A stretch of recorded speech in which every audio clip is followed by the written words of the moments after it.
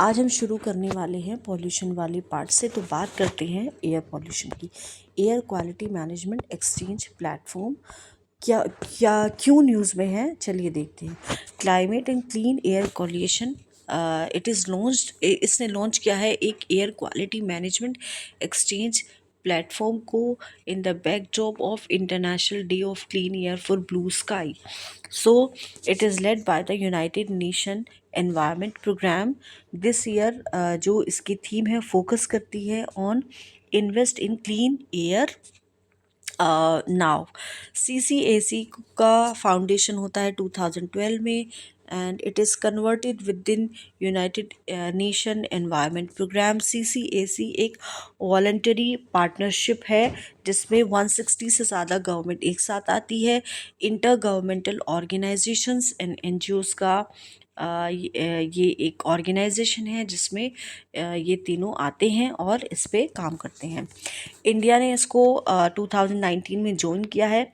Work क्या क्या work है? रिड्यूस करती है powerful but short lived climate pollutants को, जैसे कि methane, black carbon, hydrofluorocarbon and tropospheric ozone, जो ड्राइव करती है क्लाइमेट चेंज को, एयर पॉल्यूशन को।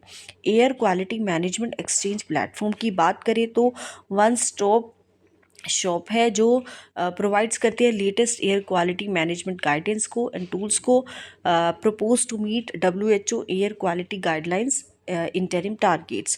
कंपोनेंट है CCAC क्लीन एयर फ्लैगशिप का, कंट्रीब्यूट्स करती है to implements UNEA 6 resolution, united nation environment assembly 6th session resolution 10 was focused on promoting regional cooperations on air pollution, ताकि air quality को improve किया जा सके। WHO एयर क्वालिटी गाइडलाइंस की बात करें तो they are set of evidence based recommendations और limit values for specific air pollutants. Recommends करती है लेवल एंड इंटरिम टारगेट्स को फॉर कॉमन एयर पोल्यूटेंट्स जैसे कि PM, O3, NO2, SO2 and CO। For instance, 24-hour mean of PM 2.5 should not exceed 15 UG per meter cube, and annual mean of PM 2.5 should not exceed 5 UG per meter cube. Related news की बात करें, global nitrous oxide assessment report, it was published by CCAC and FAO। It is first international report जो focus करती है solely on N2O in more than a decade. की findings देखें तो anthropogenic emissions of N2O increase हुआ है globally 40% तक since 1980। 75% originate हो रहा है एग्रीकल्चर से। नाइट्रस ऑक्साइड ओडरलेस होती है, कलरलेस होती है, नॉन फ्लेमेबल गैस होती है जो कंबशन को सपोर्ट करती है, जो कि नेचुरली आपको इन्वायरमेंट में होता हुआ दिखाई देता है। एनेस्थीसिया के लिए इसका यूज़ होता है और दूसरे थेराप्यूटिक बेनिफिट्स भी है। कॉज करती है यूफोरिया, हैंस इसको लाफिंग गैस भी बोलते हैं। Has a global warming potential 273 times that of carbon dioxide for 100-year time scale.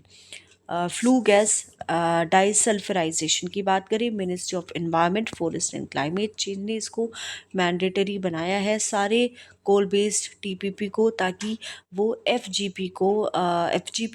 FGD system को इंस्टॉल करे। FGD टेक्नोलॉजी रिमूव करती है 90% of SO2 from the flue gas emission of coal fired thermal power plants. Majorly की बात करें, तीन तरह के होते हैं FGD सिस्टम्स, जैसे कि dry sorbent limestone injection, wet limestone based and sea water based are adopted worldwide. SO2 की बात करें, कलरलेस होती है, रिएक्टिव एयर पॉल्यूटेंट होती है, इसका ऑर्डर बहुत ज़्यादा स्ट्रॉन्ग होता है, हाई कॉन्सेंट्रेशन होता है SO2 का एयर में जनरली, जिसकी वजह से फॉर्मेशन होता है सल्फर ऑक्साइड्स का। सो सल्फर ऑक्साइड्स रिएक्ट कर सकती है दूसरे कंपाउंड्स के साथ एटमॉस्फेयर में, ताकि जो छोटे पार्टिकल्स हैं वो बने, जो कंट्रीब्यूट्स करती है पार्टिकुलेट मैटर पॉल्यूशंस को, इरिटेट्स करती है स्किन को, म्यूकस मेम्ब्रेन को, आइज़ की, नोज़ की, थ्रोट की, लंग्स की। हाई कॉन्सेंट्रेशन की बात करें SO2 का कॉज कर सकता है इन्फ्लेमेबल एंड इरिटेशन किसका, रेस्पिरेटरी सिस्टम का। ऑक्साइड्स की बात करें अगर हम सल्फर की, नाइट्रोजन की, तो ये रेन वाटर के साथ रिएक्ट करते हैं और उसके साथ ही ये एक साथ आते हैं, जिसकी वजह से एसिड रेन होता है। एमिशन सोर्स की बात करें fossil fuel combustion and natural volcanic activity. Water pollution and conservation पे बात करते हैं। वाटर कंजर्वेशन में अगर हम देखें इंडिया में, तो अगर हम देखें स्टेटस वाटर यूज़ का इंडिया में, ग्राउंड वाटर यूज़ जो होता है इंडिया में, dynamic ground water resource assessment report जो आई है 2024 की हिसाब से, जिसको मिनिस्ट्री ऑफ जल शक्ति ने रिलीज़ किया है। assessment by central ground water board and states union territories. Recharge देखें तो total annual ground water recharge decrease हुआ है मार्जिनली 2024 में। 3.05% असेसमेंट यूनिट्स क्रिटिकल है, 11.1% असेसमेंट्स यूनिट को देखा है तो ओवर एक्सप्लॉइटेड है। Concentration of over exploited units कहाँ पे है, जैसे north west Punjab, Haryana, Delhi, western Uttar Pradesh, west Rajasthan, Gujarat, south में देखिए Karnataka, Tamil Nadu, Telangana, Andhra Pradesh. Water accessibility and use को देखिए, 18% जो है वर्ल्ड पॉपुलेशन जो है, 80% जो वर्ल्ड की पॉपुलेशन है, इसके पास 4% ही रिसोर्सेज है पानी की। डिस्ट्रीब्यूशन की बात करें पानी का, तो आइस कैप्स में सबसे ज़्यादा है, उसके बाद ग्राउंड वाटर में, उसके बाद फिर उससे कम फ्रेश वाटर लेक्स में, फिर उससे कम रिवर में। अर्बन की बात करें तो 31% households lack access to piped water, 67% not connected to a piped sewage discharge system. Irrigation की बात करें, largest user of India's water reserve with usage of 78% of total reserve. Traditional water storage system की बात करें तो जैसे कि जल मंदिर इन गुजरात, खत्री कुल Himachal Pradesh, Zabo in Nagaland and Eri Ooranis Tamil Nadu, Dongs Assam, Kattas Bandhas Odisha and Madhya Pradesh, Paar Johad Rajasthan, Pat Madhya Pradesh. Central government ने भी कुछ इनिशिएटिव लिए हैं, जैसे कि जल जीवन मिशन डिमांड ड्रिवन प्रोग्राम, जिससे कि विलेज वोटर का जो इंफ्रास्ट्रक्चर है उसको मेंटेन किया जाएगा। कंपोनेंट्स ऑफ प्राइम मिनिस्टर कृषि सिंचाई योजना, जैसे कि हर खेत को पानी, micro irrigations.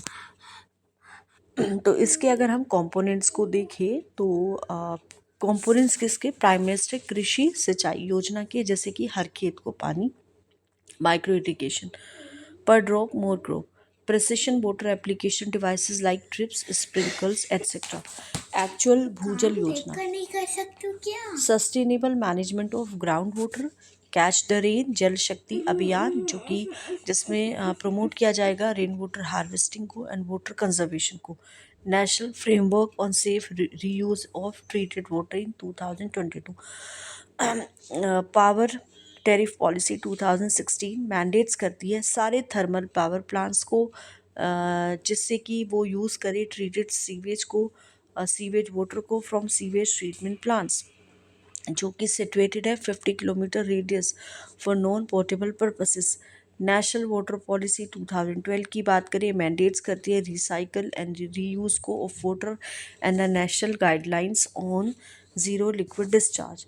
State government initiative की बात करें, स्टेट गवर्नमेंट इनिशिएटिव की अगर मैं यहाँ पे बात करूँ तो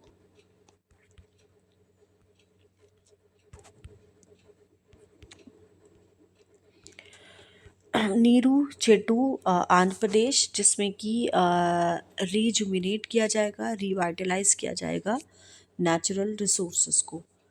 उसके बाद बात करते हैं जल जीवन हरियाली बिहार, आइडेंटिफिकेशन होगा, रिस्टोरेशन होगा, रेनोवेशन होगा सारे पब्लिक वाटर स्टोरेज स्ट्रक्चर्स को। जल ही जीवन है हरियाणा एनकरेज करता है क्रॉप डाइवर्सिफिकेशन को, एनकरेज करता है cultivation of lesser water intensive crops जैसे कि मेज अरहर एट्सेट्रा। उसके बाद बात करते हैं मिशन ककातिया तेलंगाना। इसमें रिक्लेमेशन होगा वाटर टैंक्स का by restoring minor irrigation sources. जल ही अमृत इनिशिएटिव को लॉन्च किया है अंडर अमृत 2.0 अटल मिशन, जिसमें कि रिजुवेनेशन होगा एंड अर्बन ट्रांसफॉर्मेशन होगा 2.0, reforms using the 100 days agenda of the government. जल ही अमृत की बात करें, बैकग्राउंड्स की बात करें तो बिल्ड करती है on the it is building on the success of Amrut 1.1 1.0 successful था, तो उसके बाद आता है हमारा इसका 2.0 Atal mission for rejuvenation and urban transformation. Second phase में क्या होगा, क्रिएट किया जाएगा वाटर सिक्योर सिटीज़ को। जल ही अमृत इनिशिएटिव्स का एम क्या है, इंसेंटिवाइज किया जाएगा स्टेट्स को, यूनियन टेरिटरीज़ को, ताकि जो सीवेज ट्रीटमेंट प्लांट्स हैं उनका एफिशिएंट मैनेजमेंट हो। Also termed used water treatment plants produce करेगा continuous supply high quality treated water की, प्रोमोट्स करेगा circular economy of water. And ये क्या करेगा उसके बाद फिर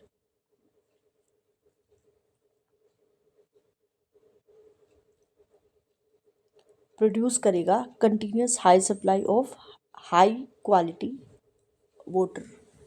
एंड आफ्टर दैट प्रोमोट्स करेगा circular economy of water. Purpose क्या है, फोस्टर करना है इंटर सिटी कॉम्पिटिशन्स को, बिल्ड करना है ट्रीटमेंट फैसिलिटी कैपेसिटीज़ को, इंसेंटिवाइज करना है हाई क्वालिटी ट्रीटेड वाटर को, वाटर डिस्चार्ज को थ्रू सिस्टमैटिक इम्प्रूवमेंट्स।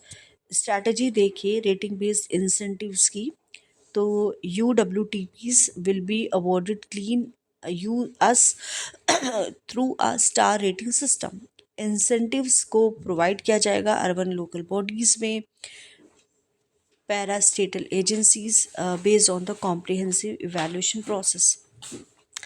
अमृत की बात करें, अमृत 1.0 को 2015 में लॉन्च करते हैं, अमृत 2.0 को 2021 में लॉन्च करते हैं। ड्यूरेशंस की बात करें तो मिशन पीरियड रहा है 2015 से 20 तक का। अमृत 2.0 का मिशन पीरियड रहा है 21 से 26 के बीच में। एंड कवरेज देखें तो अमृत 1.0 ने 500 सिटीज़ एंड टाउन्स को कवर किया है। अगर 2.0 का देखें तो इसने कवर किया है सारे स्टैट्यूटरी टाउन्स को पूरे देश में। फोकस एरिया देखें तो अमृत 1.0 का फोकस एरिया है water supply, sewage and septage management, storm water drainage, green spaces and park, non motorise urban transport. Amrut 2.0 का देखिए universal coverage, water reuse also, इसको हम वाटर रिसाइकलिंग बोलते हैं, रिक्लेम्स करता है पानी को बहुत सारी सोर्सेज से, then treats and reuse it for beneficial purposes. Source of water for potential reuse देखते हैं तो इसमें आ जाता है municipal waste water, industry process and cooling water, storm water, agriculture run off and return flows etcetera. Water reuse technology की बात करें तो membrane bioreactor, ultra filtration, reverse osmosis, disinfection technologies, UV ozone advance oxidation, electrodialysis, reversal ईडिया, thermal evaporation, crystallisation. Jal Sanchay जन भागीदारी की बात करें तो जल संचय जन भागीदारी इनिशिएटिव को लॉन्च किया गया है सूरत गुजरात से। जल संचय जल भागीदारी इनिशिएटिव की बात करें, इनिशिएटिव क्या करती है, कंजर्व करती है पानी को, और इसका जो स्ट्रॉन्ग एम्फेसिस रहता है वो कम्युनिटी पार्टनरशिप पे रहता है, कम्युनिटी ओनरशिप पे रहता है। एम की बात करें तो एम है कि कंस्ट्रक्ट करना है 24,800 रेन वाटर हार्वेस्टिंग स्ट्रक्चर्स को कम्युनिटी पार्टिसिपेशन के थ्रू, जिसमें कि इंश्योर किया जाएगा कि लॉन्ग टर्म वाटर सस्टेनेबिलिटी बनी रहे across state. So it is based on the success of जल संचय इनिशिएटिव ऑफ गुजरात गवर्नमेंट, जो जिसने डील किया mobilisation of citizens, local bodies, industries and other stakeholders. ये आता है मिनिस्ट्री ऑफ जल शक्ति में। डिस्टिंक्टिव फीचर्स देखिए जल संचय जन भागीदारी के, तो एम्फेसिस दी जाती है इंडिया के ट्रेडिशनल कॉन्शियसनेस पे, जिसमें कि ट्रीट्स करती है पानी को as a form of god and river as goddesses. Adopt करती है पूरी सोसाइटी को एंड सब whole of government approach. Treats करती है पानी के कंजर्वेशन को not just as a policy matter but एक सोशल कमिटमेंट के तहत। अलाइन करती है विद ऑनगोइंग जल शक्ति अभियान। कैच करती है रेन को of collaborative water management. Other related news देखिए, UNWC United Nations Water Convention. Ivory Coast ने ज्वाइन किया है यूनाइटेड नेशंस वाटर कन्वेंशन को। ये कन्वेंशन होता है जिसमें प्रोटेक्शंस होता है, यूज़ होता है ट्रांसबाउंड्री वाटर कोर्सेज का एंड इंटरनेशनल लेक्स का।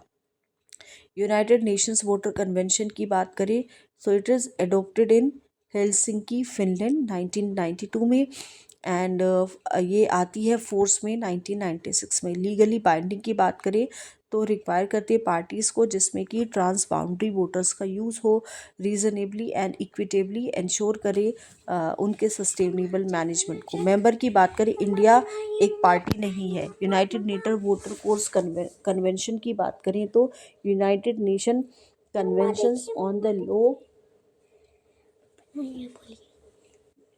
of the known navigation uses of international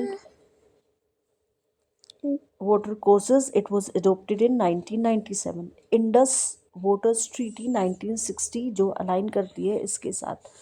अगर हम बात करें ई फ्लो मॉनिटरिंग की, तो ई फ्लो मॉनिटरिंग में क्या होता है, तो लेट्स सी। यूनियन जल शक्ति मिनिस्ट्री ने लॉन्च किया है e flow ecological monitoring system. E flow monitoring system, e flow refer करता है जिसमें कि to the flow which is required to meet the ecological functions of the flora and fauna in water body, developed by national mission for clean Ganga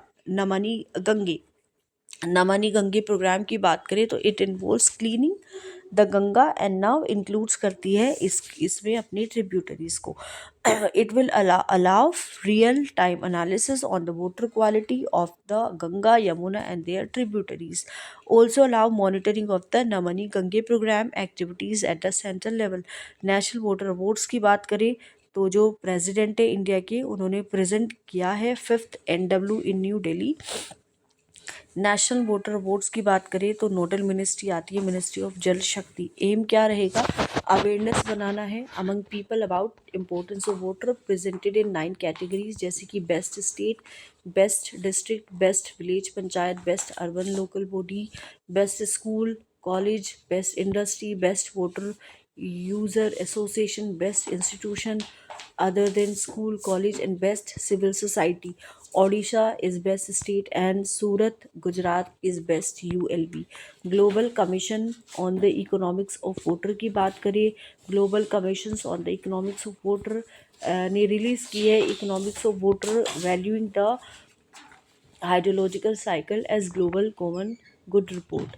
global commissions on the economics of water की बात करें तो एक independent commission है जिसको मई 2022 में launch किया जाता है विद 2 ईयर मैंडेट्स। इसमें आ जाता है एक independent and diverse policy makers and researchers focused on sustainable water resource management. Convening entity की बात करें तो government of India government of the Netherlands आ जाती है with facilitation by Organization for Economic Cooperation and Development। Waste management की बात करें तो global framework of chemical fund ने लॉन्च किया है इसका पहला project call for targeting safe and sustainable management of chemicals and waste. GFC की बात करें तो सेटअप हुआ था 5th इंटरनेशनल कॉन्फ्रेंस के दौरान ऑन केमिकल्स मैनेजमेंट 2023 में बॉन जर्मनी में।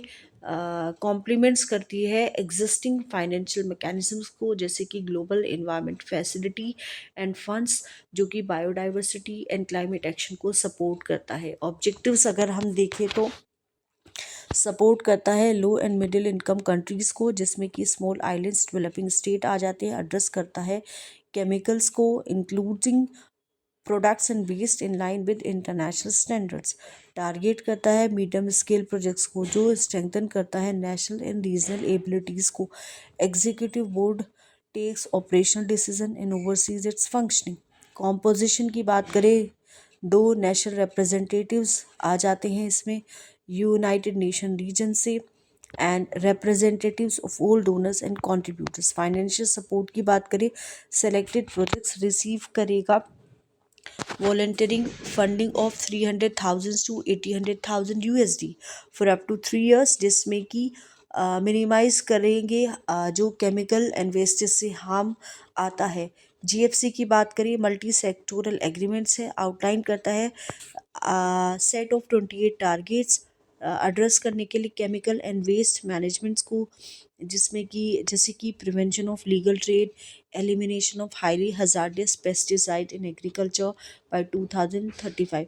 दूसरे ग्लोबल इनिशिएटिव्स की बात करें for sustainable management of chemicals and wastage, तो इसमें स्ट्रैटेजिक अप्रोच को अपनाया जाता है to international chemicals management, global policy framework to minimise health and environmental impacts of chemical throughout their lifestyle. Basel convention की बात करें तो इंटरनेशनल ट्रीटी जिसमें रेगुलेट करेंगे ट्रांस बाउंड्री मूवमेंट को and disposal of hazardous wastage. Stockholm convention की बात करें, ग्लोबल ट्रीटी जो कि डील करती है with the effects of persistence organic pollutants. So thank you so much. अगले लेक्चर से हम ई वेस्ट से बात करेंगे। Thank you.